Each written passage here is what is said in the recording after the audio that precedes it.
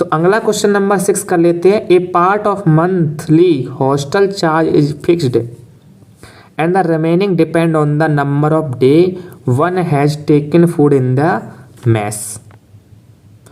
अब एक हॉस्टल है, ठीक है, और हॉस्टल में क्या हो रहा है भाई कि एक चार्ज तो है वो मंथली आपका फिक्स है। तो हम क्या कर लेते हैं, लेट कर लेते हैं क्वेश्चन नंबर 6, लेट कर लेते हैं जो मंथली चार्ज है, मंथली चार्ज इक्वल रुपए x। कोई दिक्कत, ठीक है। और फिर ये डिपेंड करता number of days on has taken food in the mess. और सेकेंड हम कर लेते हैं लेट द क्या बोल सकते हैं, चार्ज था, लेट द फूड चार्ज, ठीक है, फूड चार्ज, फूड जो चार्ज है पर डे के हिसाब से चार्ज लग रहा होगा, तो वो हमने मान लिया ₹22, ठीक है ना। पर डे के हिसाब से जो चार्ज लग रहा है फूड का वो हमने क्या मान लिया, ₹22 मान लिया। अब इन्होंने कहा when a student a takes food for 20 days she has to pay ₹1000 as hostel charge. अब देखो फॉर स्टूडेंट ए के लिए जो होगा अकॉर्डिंग टू स्टूडेंट ए के लिए क्या होगा, उसने क्या किया था भाई 20 days तक खाना खाया तो उसे ₹1,000 देने पड़े। अब यहाँ पे पहली चीज़ तो कि उस पर ₹100 तो लगा ही होगा चार्ज, मंथली चार्ज। अब क्योंकि उसने 20 डे खाया तो 20 डे के हिसाब से 20 और 22 के हिसाब से रुपये लगा होगा, तो कुल मिलाकर कितना ₹1,000 उसको लगा। इतनी बात समझे। देखो ये तो आपका फिक्स चार्ज है कि X रुपये तो लगना ही है। अब 22 जो रुपये है वो पर डे के हिसाब से है, तो अगर एक दिन में खाता तो 1 भाई, 2 दिन खाता तो 2 भाई, 3 दिन खाता 3 भाई। इस तरह से अगर वो 20 डेज खाना खा रही है तो इसका मतलब 20 भाई होगा उसका चार्ज, और कुल मिलाकर उसे कितना रुपये देना पड़ा, ₹1,000 देना पड़ा। अब बात कर लेते हैं स्टूडेंट बी के लिए। फॉर स्टूडेंट बी के लिए क्या था कि उसने जो है 26 डे खाना खाया तो उस पर ₹1,180 लगते हैं, ₹1,180। मतलब X रुपये तो उसने भी दिया होगा मंथली चार्ज, ठीक है। और 26 डे उसने जो खाना खाया तो 26 बाई उसका चार्ज लगा, और कुल मिलाकर ₹1,180, 1,180 उसने दिए। ये क्वेश्चन नंबर हो गई सेकंड, ठीक है। ये है सेकंड, और वो वाली कितनी थी, फर्स्ट थी इक्वेशन, ठीक है। तो फ्रॉम या लिख देते हैं सब्सट्रैक्ट, है ना, सब्सट्रैक्ट इक्वेशन सेकंड यानी फर्स्ट फ्रॉम सेकंड, ठीक है। सेकंड से मैं फर्स्ट को माइनस कर रहा हूँ। तो देखो ध्यान से क्या ऐसे होगा, तो यहाँ लिखेंगे x + 2x 26y इक्वल में 1180, x + 20y इक्वल में 1000, यही था ना। अब सब्सट्रैक्ट करना मतलब साइन चेंज करना होगा, तो ये माइनस का, ये भी माइनस का, और ये भी क्या हो गया माइनस का। तो ये तो x कट गया, 26 में से 20 गया तो 6 बचा, कितना बचा 6y। इधर 1180 में से 1180 में से 1000 गया तो 180 बचा। तो y की वैल्यू कितनी आ गई 180/6, 6 3 जा 18 और 0 का 0 तो 3 आया 30, यानी y वैल्यू आ गई ₹30। यानी कि उसको जो खाना का चार्ज देना होता है वो कितना रुपये देना होता है, ₹30 देना होता है। अब हम यहाँ से निकाल लेते हैं उसका कौन सा चार्ज, मंथली चार्ज। वैसे पूछा क्या गया था हमसे, fixed charge and cost of food per day, हमें दोनों ही बताना, ठीक है। तो निकाल लेते हैं भाई साहब, y की वैल्यू तो आ गई, x की निकाल लेते हैं। एक इक्वेशन थी x + 20y इक्वल में 1000, तो यहाँ पर x + 20 × 30 इक्वल में 1000, तो x इक्वल में 2 3 6 और 600 हो गया, तो 1000 से 600 माइनस किया यानी 400 आया, यानी कि जो उसका फिक्स्ड चार्ज था वो 400 रुपये था, ठीक है, मंथली। तो उसका 400 आंसर आया एक्स की वैल्यू, और वाई की वैल्यू आपकी आई है ₹30, ठीक है, 30 रुपये। तो आई होप आपको ये क्वेश्चन भी अच्छे समझ में आ गया होगा। तो अब मैं इसको रेज कर देता हूँ। चलो फिर अगला क्वेश्चन पे बढ़ते हैं। जल्दी जल्दी से नोट कर लो, स्क्रीनशॉट ले लो, सब कुछ कर लो जल्दी जल्दी, क्योंकि बच्चा टाइम तो अब बिल्कुल है ही नहीं। 6 वाला क्वेश्चन हो गया। अब हम लोग पहुँचते हैं क्वेश्चन नंबर 7 पे। तो क्वेश्चन नंबर 7 देख लेते क्या है। The area of rectangle gets reduced by 9 square units if its length is reduced by 5 units and breadth is increased by 3 units. If we increase the length by 3 units and the breadth by 2 units, the area increases by 67 square units. Find the dimensions of rectangle. Question नहीं समझ में आया होगा, है ना। चलो कोई बात नहीं, अब धीरे धीरे समझते इस क्वेश्चन को। देखो क्या कह रहा है क्वेश्चन। जो एरिया है ना रेक्टेंगल का, वो 9 स्क्वायर यूनिट कम हो जाता है। कब कम हो जाता है? जब उसकी लेंथ जो है वो रेड्यूस कर दी जाती है 5 यूनिट और ब्रेथ को इंक्रीज कर देते 3 यूनिट, ठीक है। तो मतलब कि इसका ये हुआ सॉल्यूशन। सबसे पहले एक काम करो, लेट कर लो, लेट द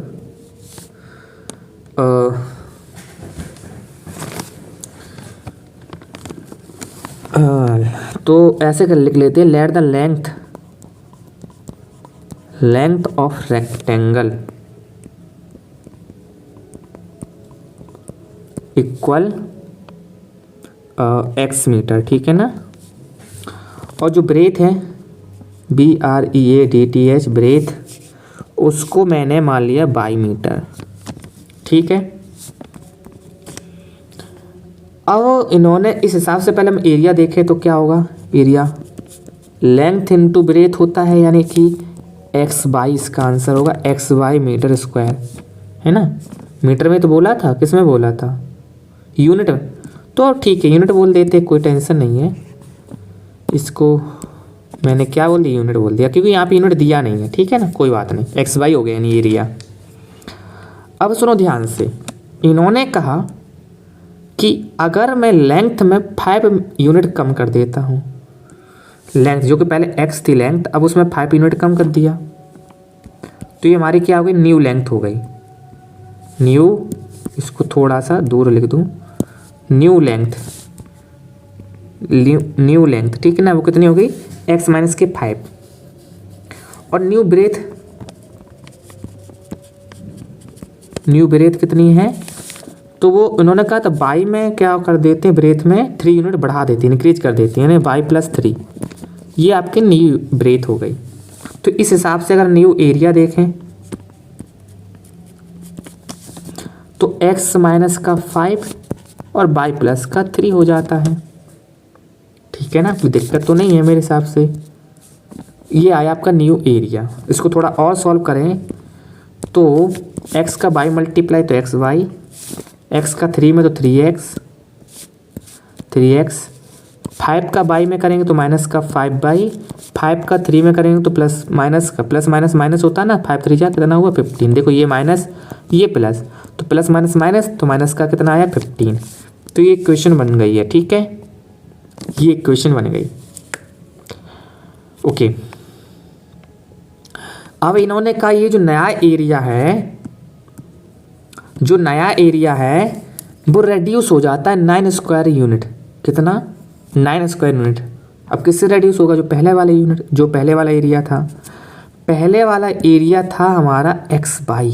चेक करो भाई, चेक करो, ये रहा x/y। देखो इससे 9 यूनिट कम हो गया इस नए वाले का एरिया, जो कि कितना था, x/y, कितना था x/y और प्लस का 3x माइनस का 5y माइनस का 15। ये जो है दिया है इन्होंने खेल। कितना कम हो गया भाई, ये वाला जो भाई एरिया है कितना कम हो गया, तो 6 यूनिट कम हो गया। एक बार फिर चेक करो, 9 यूनिट कम हो गया। कितना यूनिट कम हो गया बच्चा? 9 यूनिट कम हो गया। कौन वाला? ये वाला भाई। कौन सा वाला? ये वाला। अभी कुछ टाइम पहले मैंने कहा था अगर हमें कोई चीज़ बैलेंस रखनी है तो मल्टीप्लाई प्लस माइनस डिवाइड जो भी कहा जाए, जिसमें बोला जाए जस्ट उसके अपोजिट साइड में करो। यानी अगर 9 रेड्यूस बोला है मतलब 9 कम हो जाता है, तो इसमें बोला है तो 9 हम कम करेंगे इस एक्स वाई वाले सिस्टम में। ठीक है, किस में कम करेंगे? इस एक्स वाई में कम करेंगे 9। जब इस एक्स वाई में 9 कम किया तो ये बैलेंस हो गया। तो यहाँ पर ये एक क्वेश्चन बन गई। यहाँ से ध्यान दो, अब मैं इसको थोड़ा सा रेज कर देता हूँ। ये ब्रैकेट तो आपको समझाने के लिए लगाया था। इधर से देखो एक्स वाई क्रॉस हुआ तो माइनस का 9 और ये 15 जो था वो माइनस का था, इधर प्लस का आ गया और 3x माइनस का 5y बचा। तो 15 में से 9 गया तो कितना बचा? 6। तो इस तरह से 3x माइनस के 5y इक्वल में 6 बचा है। ठीक है, ये इक्वेशन आपकी बन गई नई।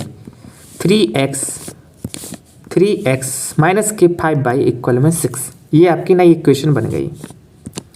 ये आपकी इक्वेशन नंबर फर्स्ट हो गई। अब सेकंड को बनाते हैं। बहुत ध्यान से देखना बेटा जी, बहुत ध्यान से, गड़बड़ हो जाएगा अगर आपने सही समझा नहीं।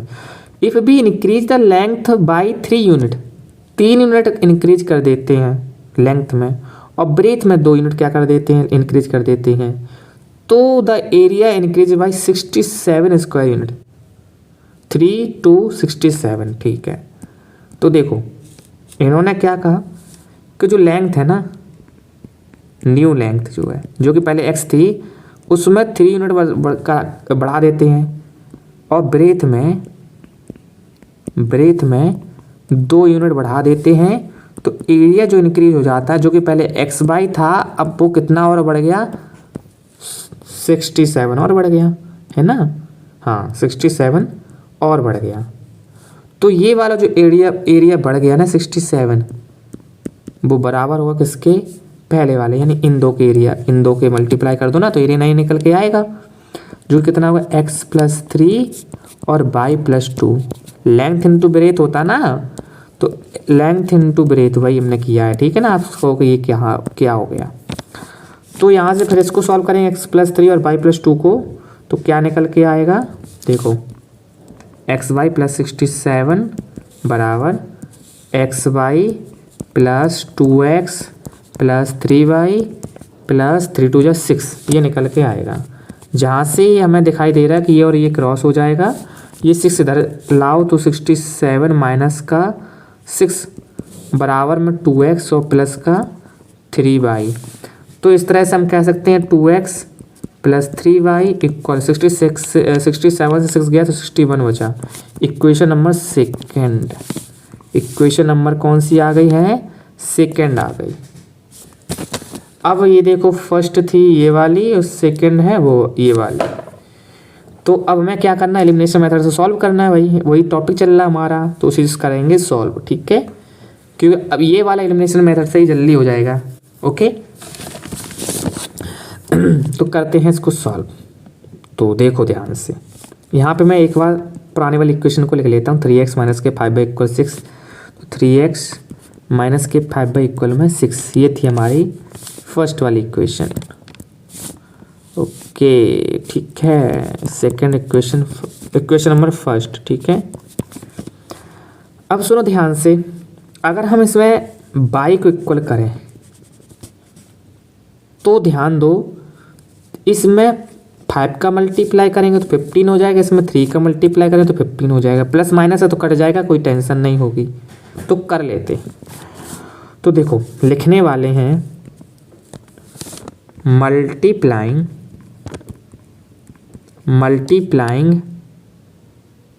3 इन इक्वेशन फर्स्ट। देखो ये फर्स्ट वाली, तो इसमें हमें 3 का मल्टीप्लाई करना था कि 15 हो जाए, एंड 5 इन इक्वेशन सेकेंड। और 5 में कितने करना है? इसमें कितने करना है? 5, ताकि ये 15 हो जाए।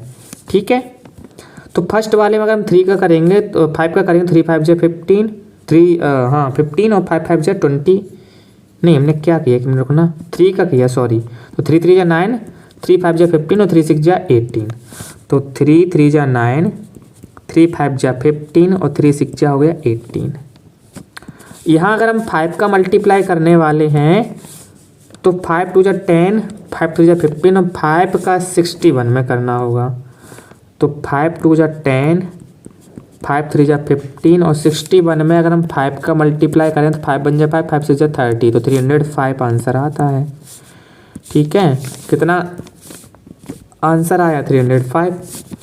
क्योंकि भाई ये आसानी से सॉल्व हो रहा है, कट रहा है, तो हम इसे सिर्फ प्लस करेंगे, साइन चेंज नहीं होगा, ये कट गया प्लस माइनस, ये और ये ऐड हो गया तो कितना हो गया 19x हो गया।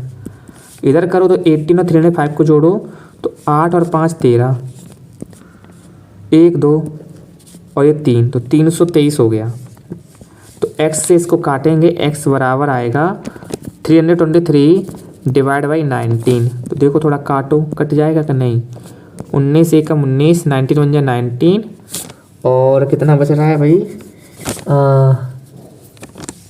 एक मिनट 323 डिवाइड बाई 19 है ना, 19 बन जाए 19, 19 बन जाए 19 हो गया।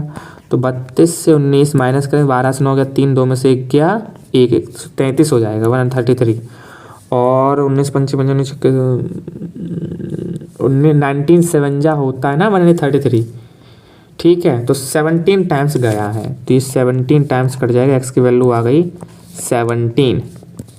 एक्स की वैल्यू कितनी आ गई भाई 17 आ गई। ठीक है, एक्स की वैल्यू 17 आ गई। हम वाई की वैल्यू निकाल सकते हैं किसी भी इक्वेशन में रख करके, लेकिन ध्यान रखना हमें इक्वेशन फर्स्ट या सेकंड में ही रखना है, तो हम फर्स्ट वाले में रख देते हैं वैल्यू को। तो 3x माइनस का 5 = 6 था, है ना, तो इसको मैं अरेंज कर देता हूँ। 3x माइनस के 5 = 6, 3x माइनस का 5 इंटू वाई की वैल्यू कितनी आई थी, x की वैल्यू आई थी 17, कितनी आई थी x की वैल्यू 17। तो यहाँ पे हम 17 का मल्टीप्लाई करेंगे, माइनस करेंगे, बराबर कितना 6 बचेगा। तो 17 3 जा होता 51, ये 6 को इधर लाओ तो माइनस का, ये उधर जाएगा तो प्लस का, तो 5/51 से 6 माइनस करेंगे तो कितना बचेगा 45 बचेगा। 5 का डिवाइड कराएंगे, बाई की वैल्यू आ जाएगी 9। तो इस तरह से बाई की वैल्यू आ गई 9 और एक्स की वैल्यू आ गई 17। ठीक है, तो ये है वैल्यू। एक बार चेक कर लो क्वेश्चन था क्या, मुझे तो याद भी नहीं, मैं तो भूल और गया। हाँ याद आ गया। तो ये पूछा था डायमेंशंस ऑफ रेक्टेंगल, तो ध्यान दो एक्स मैंने लेट किया था लेंथ को, तो इस हिसाब से देखा जाए तो एल जो आया है हमारा, लेंथ जो आया वो 17 मीटर आया है और ब्रेथ जो है वो 9 मीटर आई है। ठीक है, ये है हमारा फाइनल आंसर। तो आप जल्दी से इसको नोट कर लो बच्चा, क्वेश्चन अच्छा था, समझने लायक था। चलो सारे क्वेश्चन किसके थे, एनसीईआरटी थे। नेक्स्ट फिर हम लोग जैसे ये टॉपिक ख़त्म होता है एनसीईआरटी का, जितने इंपॉर्टेंट क्वेश्चन उसको मैं ख़त्म करवा देता हूँ, उसके बाद फिर मैं डीपीपी सॉल्व करवाऊँगा। और फिर जब सिलेबस कंप्लीट हो जाएगा तब मैं आपका क्या करवाऊँगा भाई, तब मैं करवाने वाला हूँ आपको PYQ। ठीक है, चलो लास्ट क्वेश्चन पढ़ते हैं आज का। Place A and B are 100 kilometre apart on A highway. ठीक है, one car start from A and another B at the same time. तो देखो ध्यान से, थोड़ा थोड़ा पढ़ते चलो करते चलो।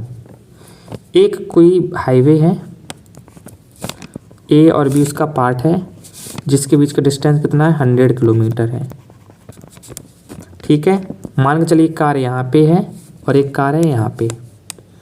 अगर वो एक ही दिशा में चलते हैं, वन डायरेक्शन में, मान चलिए पॉइंट C है जहाँ पर ये मिल जाते हैं, तो इसको यहाँ तक पहुँचने में और इसको यहाँ तक पहुँचने में टाइम लगता होगा। वो कितना टाइम लगता है, तो उसे लगता है 5 आवर्स। ठीक है, if the travel the same direction with different speed, तो भी कितने में मिल जाते, 5 घंटे मिल जाते हैं। बात समझना, मैं क्या करता हूँ, मैंने लेट कर लिया कि यहाँ पर इसका जो डिस्टेंस वो x किलोमीटर है और ये जो डिस्टेंस है वो है y किलोमीटर। ठीक है, इतनी बात क्लियर हुई। और याद ध्यान रखना जो y है वो 100 प्लस x के इक्वल होगा, ये भी ध्यान रखना। क्यों? इतना तो 100 है, उतना x है, तभी तो मिला करके y बन गया। तो y प्लस x प्लस 100 बराबर होगा y के। इतनी चीज़ याद रखना फिगर से। इन्होंने कहा अगर वो एक अलग अलग डायरेक्शन में जाते हैं तो वो 1 घंटे मिल जाते हैं, यानी एक दूसरे की तरफ जाते हैं तो वो 1 घंटे मिल जाते हैं। तो जैसे कि अगर मान के चलो ये A यहाँ से चलना चालू करता है, B यहाँ से चलना चालू करता है और इस पॉइंट यानी पॉइंट D पे ये मिल जाते हैं, तो इन्हें कुल मिलाकर कितना टाइम लग जाता है?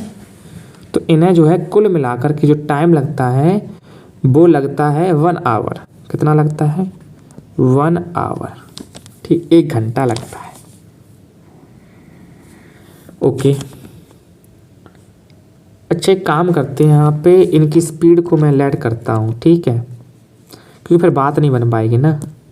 स्पीड को लेट कर लेता हूँ तो ज़्यादा आसान रहेगा। कैसे? मैं लेट कर लेता हूँ कि x किलोमीटर पर आवर है इसकी स्पीड A वाले की, और इसकी स्पीड है y किलोमीटर पर आवर। ठीक है, तो देखो ध्यान से लिख लेते हैं। सबसे पहले बहुत ध्यान से इस क्वेश्चन को समझना। सॉल्यूशन क्या किया? Let the speed of car A की स्पीड को मैंने x किलोमीटर पर आवर मान लिया। फिर हम लिखते हैं स्पीड ऑफ कार बी कितना हुआ? y kilometre per hour. कोई दिक्कत? अच्छा, ये तो स्पीड की बात हुई। अगर हम डिस्टेंस की बात करें तो डिस्टेंस कवर्ड बाय कार ए। अच्छा, ये केस फर्स्ट है ना, केस फर्स्ट की बात हो रही जब वो एक ही डायरेक्शन में जा रहे थे। तो केस फर्स्ट में जो कार ए की डिस्टेंस होगी वो क्या होगी? देखो आपने फॉर्मूला पढ़ा है, speed equal distance upon time. तो अगर डिस्टेंस निकाले तो s इंटू टी इक्वल में d होगा। ठीक है, अब s आपको कितना दिया है? आपने स्पीड को x माना है, टाइम दिया 5 घंटा, तो इस तरह से जो d निकल के आता है वो कितना आता है? 5x आ जाता है। तो इस तरह से अगर मैं यहाँ पे बात करूँ तो कितना आ गया? 5x आ गया। डिस्टेंस जो आ गई कितनी आ गई? 5x कार A की। अब अगर हम कार B की बात करें, कार B की, तो टाइम उसको भी 5 घंटा लग रहा था, लेकिन उसने जो स्पीड थी उसकी बाई थी, इसलिए 5 हो गई। तो इससे अकॉर्डिंग टू क्वेश्चन एक इक्वेशन बन रही है क्या कि ये जो डिस्टेंस है 5x और ये जो डिस्टेंस है 5 जो है वो 100 प्लस मतलब 100 किलोमीटर तो चल ही रहा है, प्लस में 5x के इक्वल होगा। ये अभी आपको बताया था कुछ देर पहले, बस उसका यूनिट चेंज हुआ था, मैं बता देता हूँ दोबारा से। तो देखो ये आपकी जो है ये आपकी 5x है डिस्टेंस, ये जो डिस्टेंस है वो कितनी है? 5 है, जिसमें ये 100 किलोमीटर भी आ रहा है, प्लस में ये 5x भी आ रहा है। ठीक है, तो इसलिए 5 जो है वो बराबर हो किसके? 100 प्लस 5x के। यहाँ से अगर हम थोड़ा सा 5 कॉमन ले लें तो y इक्वल हो जाएगा ये 20 और ये प्लस x, यानी y इक्वल हो जाएगा 20 प्लस x के। अब हम केस सेकंड की बात करते हैं। केस सेकंड जब ये एक ही डायरेक्शन में थे, when car travel in same direction, ठीक है ना। जब वो सेम डायरेक्शन में थे तब क्या था? तो तब ध्यान दो बच्चा बाबू, 1 घंटा लग जाता था इन लोगों को। कितना घंटा लग जाता था? 1 घंटा, है ना। तो इस हिसाब से देखे जाए अकॉर्डिंग टू क्वेश्चन, या 1 मिनट को अब स्पीड लिख लेते पहले। तो speed of car, sorry speed क्यों, अरे क्या बोल रहा हूँ मैं, और डिस्टेंस कवर्ड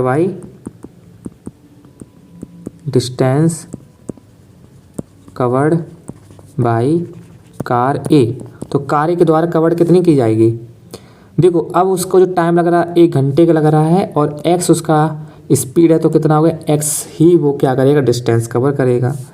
इस तरह से कवर्ड बाई कार बी, तो 1 घंटा उसको भी लग रहा है, 22 किलोमीटर पर आवर उसकी स्पीड है इस हिसाब से, तो 22 किलोमीटर वो क्या करेगा, डिस्टेंस कवर करेगा। और कुल मिलाकर के ध्यान दो, कुल मिलाकर के फिगर में देखो ध्यान से, कुल मिलाकर के वो 100 किलोमीटर के अंदर ही सारा कुछ होने वाला है। तो कुल मिलाकर के जो डिस्टेंस कवर्ड होने वाली है वो क्या होने वाली है, x प्लस वाई बराबर 100 होने वाली है। x प्लस वाई बराबर क्या होने वाली है, 100 होने वाली है।